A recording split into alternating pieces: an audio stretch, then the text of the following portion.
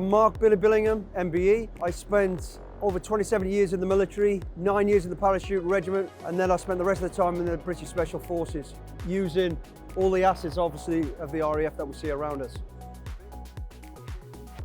Going back on the C-130 this morning just brought back so many happy, frightening, but brilliant memories, without a shadow of a doubt. It was almost going back to 1984. The C-130 was always a great machine. You know, it'll get you there, but it always felt rough and ready. You know, you knew it was old even back in the day, I believe, but you just knew it was reliable.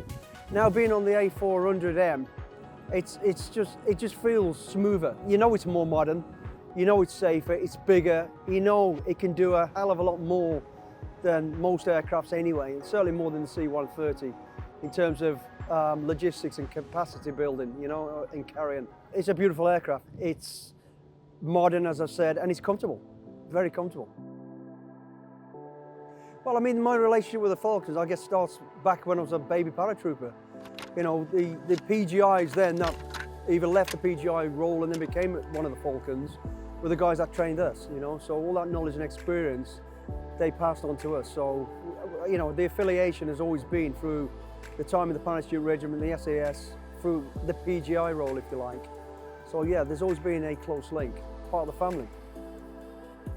Walking back into that hangar, I think even the paintwork was still the same. It was just like being back on my course. You know, I was full of sort of excitement, nerves, believe it or not, and it was just great to be in there. Obviously, there's a lot of modern touches to it, with the virtual reality system in there, which absolutely is fantastic.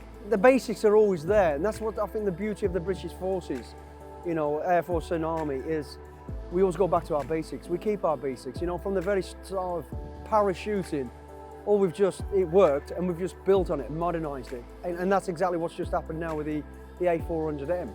You know, the C-130 worked, it did the job, but we have to move with the times.